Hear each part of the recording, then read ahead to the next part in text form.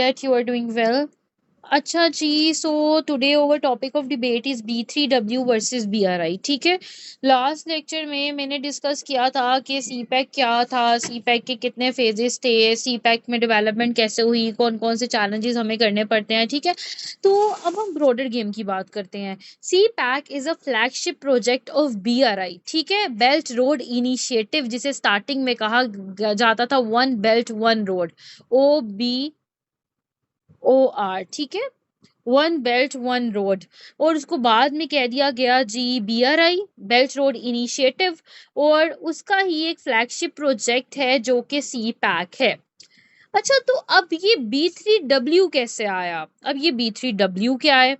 Actually आप लोगों को एग्जाम में पूछा जा सकता है, क्या US चाइना ट्रेड वॉर में B3W BRI पे compete कर रही है? अगर compete कर रही है तो किन डोमेन्स में compete कर रही है? B3W कब हुआ? क्या वो एक दूसरे को कॉम्प्लीमेंट दे रहे हैं या एक दूसरे को कंपटीशन दे रहे हैं? तो चाइना की जो BRI गेम है वो तो बहुत 2013 से है, जिसमें more than 80 states are now the part of it. जिसमें चाइना 6 रूट्स बना रही है, जिसमें से 3 लैंड है, 3 सीज हैं। और इसमें से एक रूट पाकिस्तान का है। पाकिस्तान का जो जिनजियान है, चाइना का रीजन जो मैंने कल बताया था, उससे जो है उससे लेते हुए जो है उससे वेरिएंट लेते हुए गवादर तक। ठीक है। इससे चाइना को क्या मिलेगा? इससे चाइना को शॉर्टेस्ट रूट मिलेंगे, और चाइना अपनी जो ट्रेड है उसकी जो एक इन्वॉल्वमेंट है उस पे उसको बैरियर नहीं आएगा, क्योंकि चाइना अपनी करंटली जो ट्रेड करता है ना, वो साउथ चाइना सी के पास जो इंडियन ओशियन है, उस इंडियन ओशियन में मलेशिया के पास से मलाक्का स्ट्रेट गुजरती है यहाँ पे, तो वो स्ट्रेट से उसकी इंपोर्ट होती है। और आपको पता है कि China is a world largest importer of oil. तो लास्ट लेक्चर में मैंने आपको बताया था कि मलाक्का डायलेमा आ गया था। अब मलाक्का डायलेमा एक्चुअली क्या था कि अमेरिका ने with the help of their strategic partners like Japan, with the help of Australia, जो आप अमेरिका है, उसने वहाँ पे एक नेवल एक्सरसाइज करवाई थी। ठीक है। मालाबार एक्सरसाइजेस करवाना शुरू कर दी थी, उस पॉइंट को चौक करना शुरू कर दिया था। चाइना के लिए वो प्रॉब्लम था। चाइना उसकी वजह से अपनी ट्रेडिंग जो है वो एक रेगुलेट वे में नहीं कर पा रहा था, जिसकी वजह से उस टाइम पे चाइना ये सोचने पे मजबूर हुआ कि if I want to make sure to sustain in the global dynamics, मुझे अपने लिए जो है वो डिफरेंट रूट्स निकालने पड़ेंगे। और फिर इसका एक बेनिफिट और भी है ना, कि आप सोशल हब बना रहे हो, आपका रीजनल इन्फ्लुएंस हो रहा है, आप जो जियो स्ट्रैटेजिक से जियो इकोनॉमिक है वर्ल्ड में, वो एक जो शिफ्ट है वो चाइना लेके आ रहा है शिफ्ट। ठीक है ना। दैट्स वाई आप लोगों ने देखा होगा, now सऊदीया wants to be a part of the SCO now. Iran wants to be Iran is officially now the part of the SCO as well. Now Afghanistan wants to be a part of it. Central Asian states भी काफी involved हो रही हैं, although they are a part, they already part of SCO ना, Shanghai Cooperation Organization. सो अब B3W start करते हैं, क्योंकि B3W जो है वो अभी रिसेंट है। फिर B3W से हम देखेंगे कि BRI का विजन क्या है, B3W का विजन क्या है, क्या ये दोनों एक दूसरे को compete कर रही हैं, क्या ये दोनों एक दूसरे को कॉम्प्लीमेंट कर रही हैं। तो ये आप लोगों को, ये क्वेश्चन आप लोगों के लिए बहुत इंपॉर्टेंट है। ये वाला क्वेश्चन आपका CPEC, क्योंकि CPEC पे अब चैलेंजेस पे डिबेट होगी, क्योंकि अब करंटली CPEC मैंने आपको कहा था CPEC 2.0 के नेम से भी। एंड मोर ओवर जो आपका BRI है, वो क्योंकि B3W बन रहा है, G20 की समिट हमने देखी, एक तरफ ब्रिक्स है, डीडोलराइजेशन है, तो ऑल ओवर ऐसे क्वेश्चन आ सकता है कि critically evaluate the trade war between US and China, and is the trade war of US China is a trade war of south Asia, is this trade war spilling towards South Asia.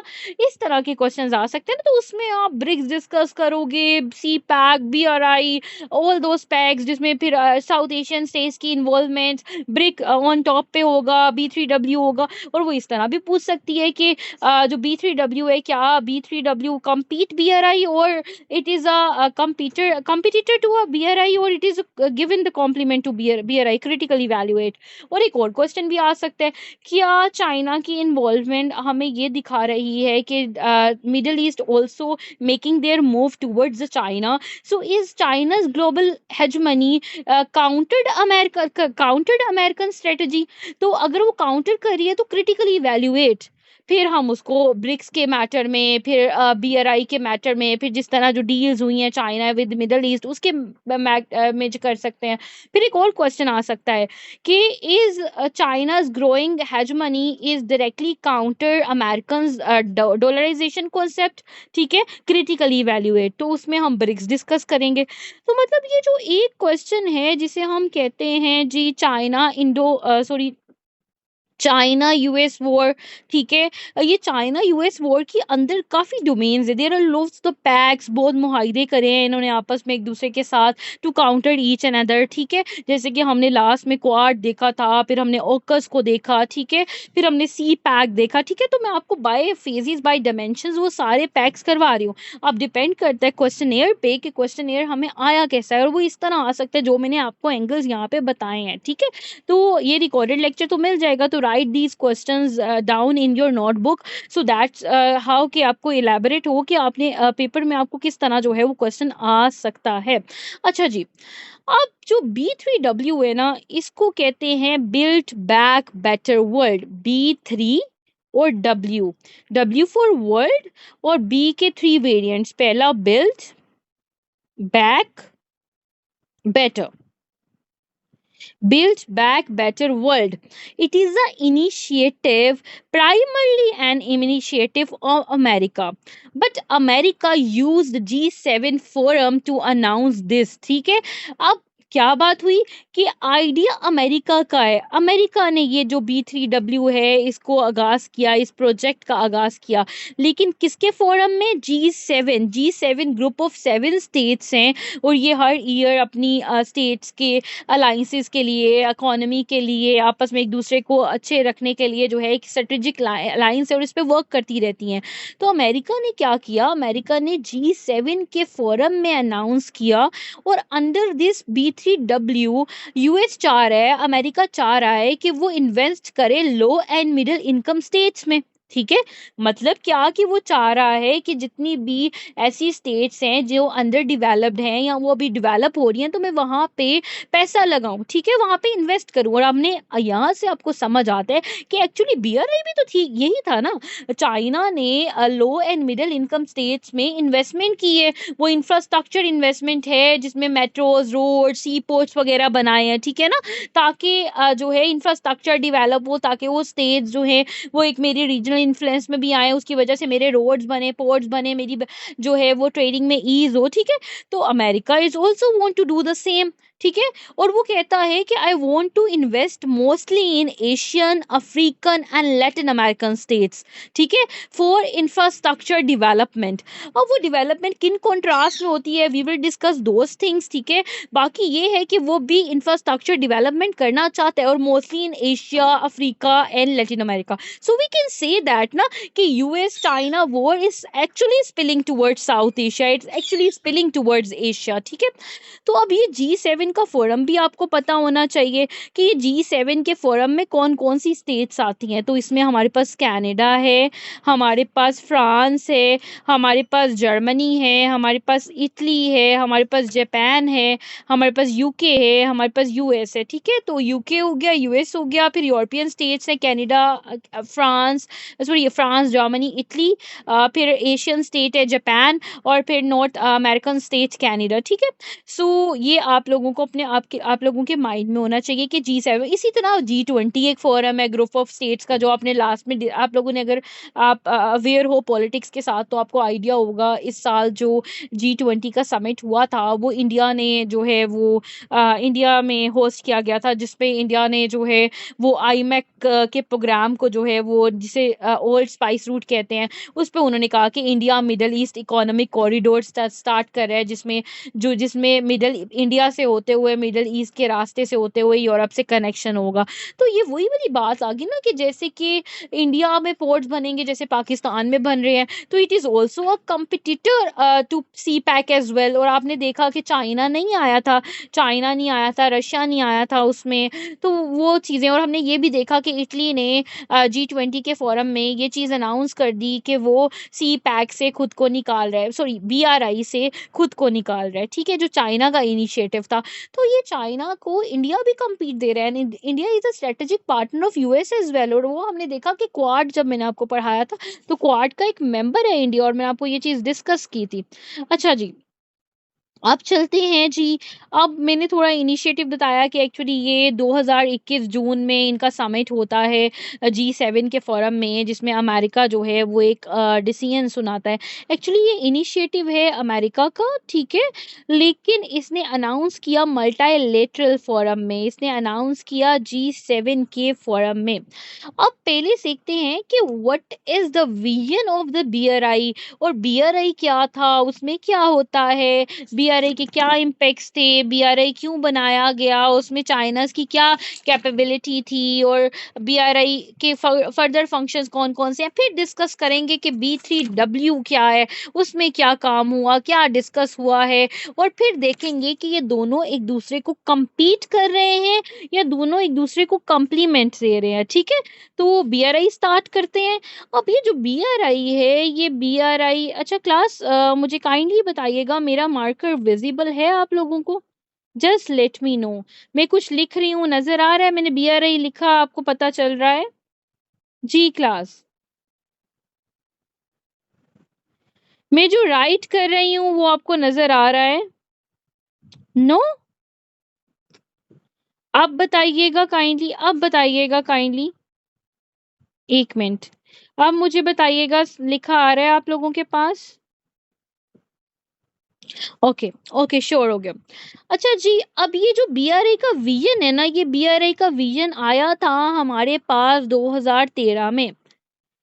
It is the vision of Xi Jinping. उस time पे जो Chinese premiere थे उनका ये vision था। अब ये vision क्या था, इसमें चाइना ने $1 ट्रिलियन लगा चुका है, और पूरा बजट जो है वो, सॉरी, $1 ट्रिलियन का रखा हुआ है, जिसमें ज्यादातर वो अमाउंट जो है वो एक्सपेंड कर चुका है। जिसमें उन्होंने कहा कि हम जो है मनी स्पेंड करेंगे इंफ्रास्ट्रक्चर डेवलपमेंट पे, strategic infrastructure like ports, transportation, energy. जिसमें उन्होंने कहा कि हम 6 रूट्स बना रहे हैं, ठीक है, जो कि चाइना को वेस्ट से कनेक्ट करेंगे, जो चाइना को एक जो जिसमें से वो कुछ लैंड रूट्स को रिवाइव करेंगे, कहीं पे न्यू लैंड्स बनाएंगे, और इसमें 3 सी रूट्स हैं और 3 ही लैंड रूट्स हैं, सी रूट, मैरीटाइम सी रूट्स हैं। तो इसमें मोर देन 100 स्टेट्स इसका पार्ट है, यूरोपियन स्टेट्स हैं, अफ्रीकन स्टेट्स हैं, एशियन स्टेट्स हैं। चाइना क्या कर रहा है, चाइना जो है, and it is a mix of loans and investment projects. कहीं पे वो डायरेक्ट इन्वेस्टमेंट कर रहे हैं, कहीं पे वो किन्हीं स्टेट्स को लोन भी दे रहे हैं, जैसे पाकिस्तान को लोन मिला है। तो द आइडिया, और आइडिया स्टैटिक नहीं है, न्यू स्टेट्स इसका पार्ट बन सकती हैं। वो चाइना ने ये कहीं नहीं कहा कि हमने बस जिन स्टेट्स को ऐड कर दिया अब कोई और नहीं आ सकता, नहीं। The idea is not static, new states चाहती हैं तो वो इसका पार्ट बन सकती हैं। जैसे कि रिसेंटली हमने देखा कि BRI के अंदर जो पार्ट बनता है वो अफगानिस्तान होता है, ठीक है ना। सो चाइना का ये जो पर्पस है, चाइना का पर्पस है कि वो ग्लोबल इन्फ्लुएंस करे। अब ग्लोबल इन्फ्लुएंस करे, रीजनल इन्फ्लुएंस करे, और इस इन्फ्लुएंस में जो मिडिल इनकम स्टेट्स हैं और लो इनकम स्टेट्स हैं, वो वहाँ पे पोर्ट्स एंड ट्रांसपोर्टेशन करे। क्योंकि चाइना के लिए ऑयल बहुत इंपॉर्टेंट है, चाइना की पूरी इकोनॉमी इस पे चलती है, और चाइना वर्ल्ड लार्जेस्ट स्टेट है जो ऑयल इंपोर्ट करता है, और उसके लिए रोड्स का शॉर्ट होना, अपने जिनजियान रीजन का इस्टेब्लिश होना, अपनी रीजनल इन्फ्लुएंस बढ़ाना, और पूरे वर्ल्ड में आपको पता है कि कितनी चाइनीज एक्सपोर्ट्स हैं जो चाइना बेचता है, चाइना देता है। तो वो जो सर्कल बनता है, तो it's for China's economy as well. और फिर पाकिस्तान में जो रूट बन रहा है CPEC, उसकी वजह से पाकिस्तान एक ट्रांजिट इकोनॉमी का रोल प्ले करेगा। जितने भी पोर्ट्स हैं वो पाकिस्तान आके खड़े होंगे, हमारे पास जो है हम एक डोमेन देंगे कि जो चीज़ चाइना को पर्शियन गल्फ के साथ कनेक्ट कर सकती है, और चाइना अगर पर्शियन गल्फ, अगर ये अरेबियन सी के रास्ते से इस गवादर पोर्ट को इनहेंस करे, तो वो ईरान के ऊपर भी, स्टेट ऑफ हर्मस पे भी एक पोर्ट बना सकते हैं। और वो जो स्टेट ऑफ हर्मस है, most 80% of the oil of the world जो है वो वहां से जाता है, और ईरान की इंपॉर्टेंस भी इस चीज पे बहुत ज्यादा है। तो देयर इज द थिंग, ठीक है। अच्छा जी, अब बीआरआई बनाया क्यों, चाइना ने ये इनिशिएटिव क्यों दिया, कि जो कल मैंने आप लोगों को इनिशिएटिव बताया था ना कि जो पर्पस सी पैक के था वही बीआरआई का पर्पस था, तो इसको एक बार डिस्कस कर लेते हैं। सबसे पहला पर्पस तो ये था कि जो अमेरिका की पॉलिसी है, एशिया पाइवेट पॉलिसी। अब एशिया पाइवेट पॉलिसी क्या है, रीबैलेंस टू एशिया। ओबामा कहते हैं, जब ओबामा पावर में आए थे तो it is a policy of Obama. Obama ने कहा कि यूएस जो है वो मिलिट्री एंड स्ट्रेटजी को छोड़ के अपने रिलेशनशिप जो है वो एशिया के अंदर मेंटेन करे, क्योंकि एशिया के अंदर रिसोर्सेज हैं, एशिया के अंदर इंडो पैस है और इंडो पैस वार्म वाटर एक्सेस देते हैं, तो यहाँ पे ट्रेड रूट का हब है, तो हमें भी अपनी इन्फ्लुएंस जो है वो एशिया के अंदर करनी है। तो जो प्राइवेट पॉलिसी थी ओबामा की, उसने मिलिट्री डिप्लॉयड करना स्टार्ट कर दी इंडो पैक में, जैसे कि मैंने आपको बताया स्टेट ऑफ मलाका में। अब उस वजह से जो चाइनीज नेबरिंग स्टेट्स थी साउथ एशिया के अंदर, उसने अपनी पार्टनरशिप, चाइना ने कुछ साउथ एशियन स्टेट्स के साथ की, अमेरिका ने भी अपनी पार्टनरशिपिंग की, और इसकी वजह से हमें नजर आता है कि मलाका डायलेमा हो गया, कि जो मलाका स्ट्रेट है वो मोस्ट इंपॉर्टेंट ट्रेड रूट है चाइना के लिए, जो चाइना को कनेक्ट करता है मिडल ईस्ट से, अफ्रीका से, यूरोप से। तो चाइना का वो पॉइंट चौक हो गया, तो it was exploit by American policy like Asia pivot policy. और इसके बाद later on Indo Pacific policy आई, जिसमें चाइना अमेरिका को पुश किया गया कि यहाँ पे जो चाइना है, चाइना जो वर्क करी है उसकी ऑल्टरनेटिव स्टेट जो है, जो वियतनाम है, फिलीपींस है, जो ऑस्ट्रेलिया है, उनके साथ स्ट्रेटेजिक रिलेशन किया जाए, साउथ चाइना सी में अमेरिका की जो चाइना की जो इन्वॉल्वमेंट है उसको भी काउंटर किया जाए ना। तो इस वजह से फिर इस प्राइवेट पॉलिसी ने, इस इंडो पैसिफिक पॉलिसी ने चाइना को पुश किया towards the BRI, towards the alternative sea routes, कि अगर मेरा मलाका स्ट्रेट से मुझे इशू आता है तो मेरे पास डिफरेंट रूट्स हो, ताकि मैं अपनी जो ट्रेडिंग है उसको कंटिन्यू रख सकूं। तो it is a strategic initiative rather than just an economic initiative. ये सिर्फ इकोनॉमिक इनिशिएटिव नहीं है, ये स्ट्रेटेजिक इनिशिएटिव भी है। इसमें चाइना अपनी जो स्ट्रेटेजिक ट्रेड्स हैं, पार्टनरशिपिंग्स हैं, उनको भी प्रोटेक्ट कर रहा है। ये सिर्फ इकोनॉमिक पर्सपेक्टिव से नहीं है, ये अपनी पॉलिटिकल फ्रेमवर्क भी रीजनल स्टेक होल्डर्स के ऊपर मेंटेन करने के लिए जो है उसका भी एक इनिशिएटिव है, वो भी एक पॉइंट होल्ड है इसकी तरफ आने के लिए चाइना का। ठीक है, तो इसलिए जो चाइना था उसके लिए बहुत इम्पेरेटिव था कि वो एक ट्रेड रूट या वो एक ऐसा प्रोजेक्ट लेके आए। तो दैट्स वाई हमने देखा कि 2013 में बीआरआई का इनिशिएटिव आया। अब दूसरा क्या, एक तो हो गया कि एशिया पाइवेट पॉलिसी, दूसरा क्या था, दूसरा था चाइना की इमर्जिंग इकोनॉमी। अब आपको पता है कि सॉफ्ट चाइना ने हमेशा आइडियलिस्टिक वर्ल्ड में मूवमेंट किया है, लाइक उसने कभी नहीं ये कहा कि मुझे स्टेट्स के साथ मिलके नहीं करना या मुझे सोल पावर प्ले करना है। वो हमेशा कहता है कि हम म्यूचुअल चल के करते हैं, सॉफ्ट पावर का इस्तेमाल किया। तो चाइना का जो वर्ल्ड राइज है पावर पॉलिटिक्स में, उसको उसके लिए अटेम्प्ट्स करनी है ताकि वो ग्लोबल हेजमनी में अपना अकाउंटेबिलिटी रखे। तो बीआरआई की वजह से चाइना अपनी इकोनॉमिक कैपेबिलिटीज को इन्हेंस कर सकता है। वो अब उसकी नेशनल सिक्योरिटी के लिए भी इम्पोर्टेंट है, उसकी सोशो इकोनॉमिक नीड्स के लिए भी जो है वो इम्पोर्टेंट है। और इसलिए चाइना का ये जो बिजनेस इनिशिएटिव है, ये अनदर एक्सप्लेनेशन है कि चाइना की जो ग्लोबल इकोनॉमी है, चाइना चाहता है कि वर्ल्ड में जो स्टेट्स हैं, एशियन, अफ्रीकन और अदर डेवलपिंग स्टेट्स, उनके ऊपर चाइना का इन्फ्लुएंस हो।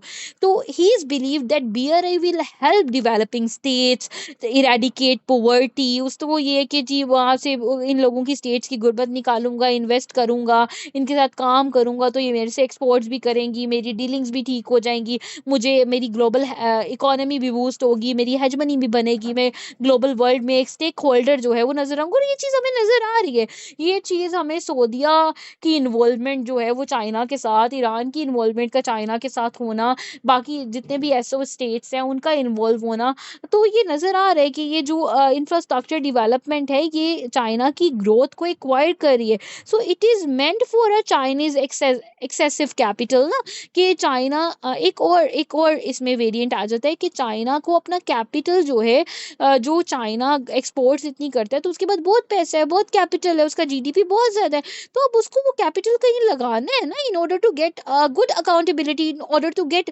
Good economy. ठीक है, तो चाइना का जो इकोनॉमिक एक्सेसिव कैपिटल है वो रीजन में एक्सपेंड कर रहा है, जिसकी वजह से over the period of time Chinese company और चाइनीज गवर्नमेंट जो है उन्होंने काफ़ी जो कैपिटल है वो एक्यूमुलेट कर लिया है एक्सपोर्टिंग से, ठीक है। तो देयर फोर अब जो ये एक्सेस कैपिटल है इसको कहीं ना कहीं तो इन्वेस्ट करना है, इसको ऐसे तो पड़ा नहीं रहने ना। तो they thought that this could be the possible way to do it ना। सो दे क्रिएट और the concept of the BRI, ठीक है। अब उसके बाद जी, अगर एक और पॉइंट है तो वो ये है कि चाइना की एक ग्लोबल इन्फ्लुएंस, एक ग्लोबल इकोनॉमी को रीजनल अप्रोच है।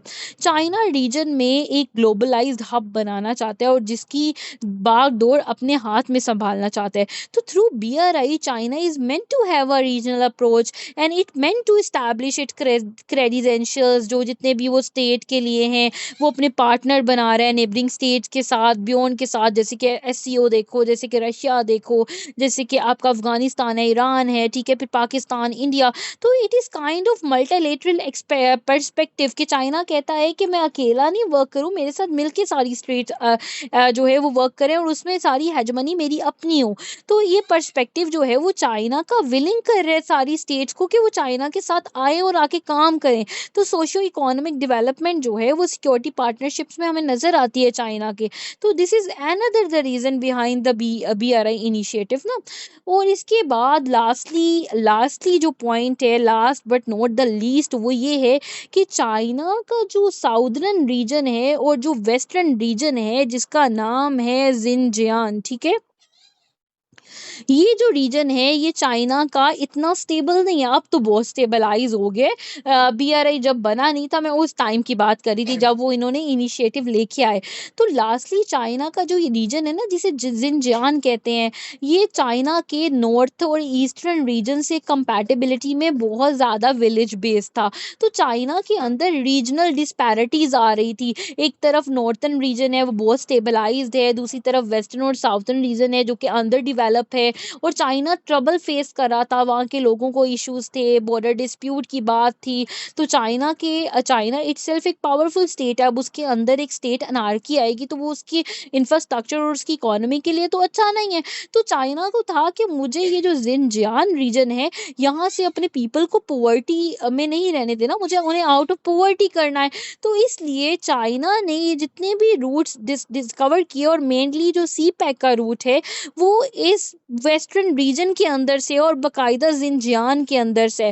फिर चाइना ने यहाँ पे पोर्ट्स बनाए, यहाँ पे ग्लोबल इन्फ्लुएंस की, इसको वेस्टर्न वर्ल्ड के साथ डेवलप किया ताकि यहाँ पे मेट्रोज बने, यहाँ पे रोड्स बने, यहाँ पे पोर्ट्स बने और ये रीजन डेवलप हो। ये जिनजियान का जो रीजन है ये डेवलप हो और यहाँ के लोग मेरे से, चाइना से, अपने जो अपने गवर्नमेंट है उससे हैप्पी रहें और एक अनार्की जो चाइना के अंदर आई हुई है वो भी कम हो। यहाँ पे भी नौकरियों की जो वेरिएंट्स हैं, जो जॉब्स हैं वो नजर आए, ठीक है ना। तो that's the reason, that all the reason, like private Asia policy ले लो, ग्रोइंग इकोनॉमी चाइना की ले लो, चाइना का एक्सेसिव कैपिटल और उसको एक्सपेंडिचर जो है वो करना है, फिर जो चाइना का रीजनल इन्फ्लुएंस है या चाइना का जिनजियान रीजन है, they all are the reasons behind the BRI। इस वजह से BRI बना, ठीक है।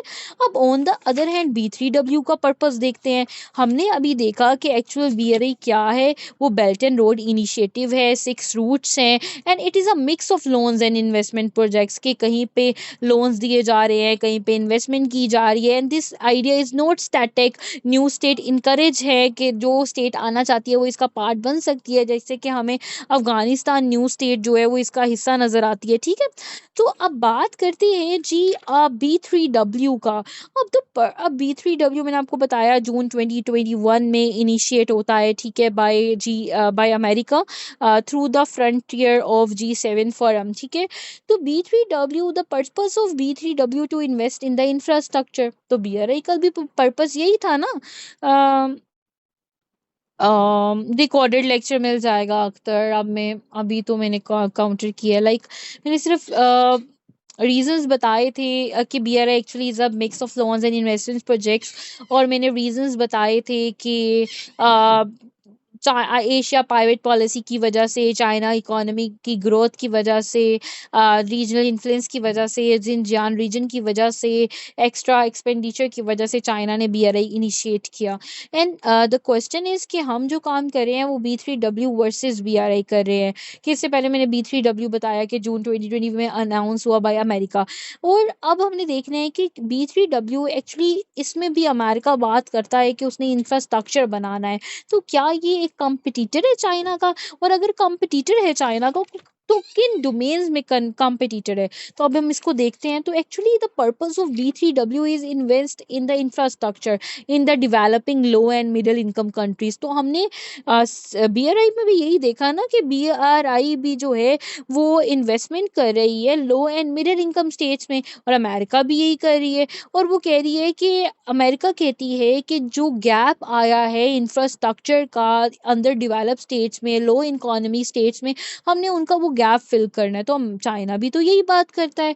फिर अमेरिका कहता है it is estimated that world need around 40 trillions of dollars of infrastructure, कि जितनी भी गुर्बत वाली स्टेट्स हैं, अंडर डेवलप्ड हैं, डेवलपिंग हैं, अगर मेरे 40 ट्रिलियन डॉलर्स लग जाए तो जो है हम इंफ्रास्ट्रक्चर पूरी दुनिया में ग्लोबलाइज इंफ्रास्ट्रक्चर को बेहतर कर सकते हैं। और अमेरिका ने G7 के फोरम में इसलिए अनाउंस किया क्योंकि अमेरिका का इनिशिएटिव है कि इस वजह से जो G7 कंट्रीज हैं वो भी मेरी हेल्प करेंगी इसमें। तो कोई आइडिया क्या है, प्रोजेक्ट मेरा, आइडिया मेरा, इनिशिएटिव मेरा, मैंने प्लेटफॉर्म रखा G7 का ताकि मैं उन्हें बता सकूं कि भी आप भी आ सकते हो इसमें, मैंने आपको भी किया है, आप भी डेवलपिंग में मुझे जो लोन है उसमें मेरी हेल्प कर सकते हो, वो जो 40 ट्रिलियन डॉलर्स है पैसा लगा सकते हो आप भी ना। तो it is a strategic approach by America, ठीक है। सो अब इसमें वो क्या कह रहा है, इसमें वो कह रहा है डिफरेंट स्टेट्स के अंदर, लो एंड मिडिल इनकम स्टेट्स के अंदर वो डेवलप करना चाहता है। और यही यूएस ने एक्सप्लेनेशन दिया, उसने कहीं नहीं कहा कि मैं ये जो है वो चाइना का अगेंस्ट लेके जा रहा हूँ। लेकिन ऑब्वियसली ना स्कॉलरली रिपोर्ट्स हैं, हमें भी समझ आ रहा है कि it is a counter step to BRI की एक काउंटर स्टेप है, ठीक है। तो अच्छा, इसके साथ ही साथ how ever at the same time एक और एक्सप्लेनेशन आई स्कॉलर्स की, जो न्यूट्रल्स की, जिन्होंने कहा कि BRI जो है वो, जो BRI चाइना का कॉन्सेप्ट है B3W उसको राइवल कर रहा है, B3W is rival to that thing ना। और इसकी वजह से स्कॉलर्स कहते हैं कि ये एक रियल पॉलिटिकल गेम हो सकती है कि for them America wants to present an alternative to the developing states, के अगर तुम मेरे साथ करना चाहते हो या B3W के अंदर करना चाहते हो तो तुम्हें BRI से निकलना पड़ेगा। तो लेट्स सी के फर्दर क्या होता है, किस तरफ ये गेम जाती है। अभी इसमें इतनी डेवलपमेंट नज़र नहीं आई। पहली डेवलपमेंट हमें B3W के अंदर रहते हुए G20 की समिट और उसमें IMEC नज़र आया। तो IMEC is a real competitor of CPEC ना, कि कहाँ पे इंडिया चाओबहार पे पोर्ट बना रहा है और कहाँ पे जो है वो गवादर में पोर्ट बन रही है, और गवादर से यूरोप तक का रास्ता, मिडिल ईस्ट का एक्सेस मिल रहा है चाइना को। अब इंडिया भी पोर्ट बनाने लगा है और वो भी यूरोप तक अपना एक्सेस कर रहा है मिडिल ईस्ट के रास्ते से होते हुए। तो this is a real threat ना। तो हम नेटशल में ये बात कर सकते हैं कि जो स्कॉलरी रिपोर्ट है इन अ नेटशल, कि B3W जो है वो यूएस की एक अटेम्प्ट है जिसको हम जीरो सम गेम कह सकते हैं इकोनॉमिक इन्वेस्टमेंट में। मतलब कि वो ये कह सकता है America in the future say, if you are a part of the BRI so और B3W, so states have to make a choice on that, कि अगर आप B3 का पार्ट हो तो BRI का नहीं होना, और अगर आप BRI का हो तो B3W का नहीं आप हो सकते। तो maybe by this America की इनिशिएटिव ये आ सकता है, हमें फ्यूचर में नजर आएगा। और मुझे IMEC के अंदर नजर भी आया। आप देखो ना IMEC के अंदर इटली ने कितने आराम से अनाउंस कर दिया कि अब वो BRI का हिस्सा नहीं है, ठीक है। तो उसकी डेवलपमेंट इटली की IMEC की तरफ जा रही है, वो IMEC का हिस्सा बनना चाह रहा है, India middle east economic corridor. तो ये एक जीरो सम गेम हो सकती है। इंशाल्लाह कल की क्लास में I will let you know guys कि मल्टीलेटरल इनिशिएटिव क्या है, लाइक B3W वर्सेस BRI तो हमने कर लिया। अब फर्दर इसमें इतनी अभी डेवलपमेंट्स नहीं है। अच्छा, एक और डेवलपमेंट है BRI के अंदर, वो बात करते हैं ओल्ड इंफ्रास्ट्रक्चर की, लेकिन B3W के अंदर अमेरिका की स्टेटमेंट है कि हम इन्वेस्टमेंट सस्टेनेबल डेवलपमेंट के अंदर भी करेंगे, क्लीन एनर्जी के अंदर, हेल्थ सेक्टर्स के अंदर, क्लाइमेट चेंज के अंदर, ये सारी चीज़ें भी करेंगे। हम पोर्ट्स एंड बेल्ट रोड्स भी बनाएंगे, हम हेल्थ और क्लाइमेट में भी बात करेंगे। लेकिन उसने ज़्यादा बात बेल्ट एंड रोड्स पे नहीं की, ज़्यादा बात जो है वो सस्टेनेबल डेवलपमेंट की। अभी हमें पूरा प्लान नहीं पता, अभी हमें सिर्फ पहला इनिशिएटिव इसके अंदर नज़र आया G7 का, G7 लंदन के अंदर G20 की मीटिंग में और G20 की मीटिंग के अंदर IMEC। तो यहाँ पे नजर आता है कि अगर इन द नेटशेल अगर हम इसको कंक्लूड करें, सो इफ दी स्टेट्स, तो इसमें हमें यही नजर आएगा कि स्टेट्स हु ज्वाइन B3W उनको एक प्री कंडीशन दी जा सकती है कि if you are a part of the BRI तो आप B3W का हिस्सा नहीं बन सकते, तो you have to leave BRI in order to get access in the B3W. So if those states make a choice and decides to balance it out with it or with USA or China, so let's see कि उनके लिए क्या beneficial होता है और ये zero sum game की तरह जाती है। और अगर मैं पाकिस्तान की बात करूं तो पाकिस्तान कभी भी अकॉर्डिंग टू माय पर्सपेक्टिव, अगर पाकिस्तान के पास B3W का ऑप्शन होगा तो पाकिस्तान डेफिनेटली जाएगा। अमेरिका के साथ अलायंसेस में पाकिस्तान पीछे नहीं रहेगा, लेकिन पाकिस्तान कभी भी on the cost of CPEC नहीं करेगा ना। For CPEC over policy is quite concern, ठीक है, we have so much concern regarding BRI regarding CPEC। तो हम we will definitely welcoming the B3W but not at the cost of the BRI, ठीक है। बाकी इंशाल्लाह, क्योंकि अगर हमने CPEC को बहुत अच्छे से समझना है, B3W और चाइना ग्लोबल इन्फ्लुएंस को बहुत अच्छे से समझना है, तो हमें जो बाइडेन की पॉलिसी भी करनी है। कल जो बाइडेन की पॉलिसी को समझेंगे, फिर चाइनीज पॉलिसी को समझेंगे, फिर इंडो पैसिफिक राइवलरीज भी देखेंगे, जो ताइवान का कॉन्फ्लिक्ट है। लेकिन उससे पहले मैं ब्रिक्स करवाऊंगी और G20 करवाऊंगी। तो G20 और ब्रिक्स के बाद हमारा US चाइना इनिशिएटिव जो है वो कंप्लीट हो जाएगा, और फिर मैं इंडो पैसिफिक राइवलरीज में सबसे पहले ताइवान कॉन्फ्लिक्ट करवाऊंगी, और ये भी बहुत ज़्यादा इंपॉर्टेंट है। यहाँ तक कोई क्वेश्चन है क्लास, तो let me know. I will share the recording, ये की है मैंने, ऐसे की नहीं की थी, इसलिए मैंने आप लोगों को इन्फॉर्म किया था ना कि at the time I am not accessible to this, but मैंने आपको ये कहा कि CA की हो गई है और CA की रिकॉर्डिंग आपको मिल जाएगी। मुझे मैसेज कर दो अगर आपको रिकॉर्डिंग नहीं मिल रही, क्योंकि मैं ड्राइव पे डालती हूँ और स्टूडेंट्स के पास उसका एक्सेस है, मैंने दिया हुआ है। तो अगर आपके पास नहीं है तो अख्तर मुझे मैसेज कर दो, ताकि I will give you that access as well ना। बाकी बेस्ट ऑफ लक, कोई भी क्वेश्चन होगा लेट मी नो। बाकी अल्लाह हाफिज।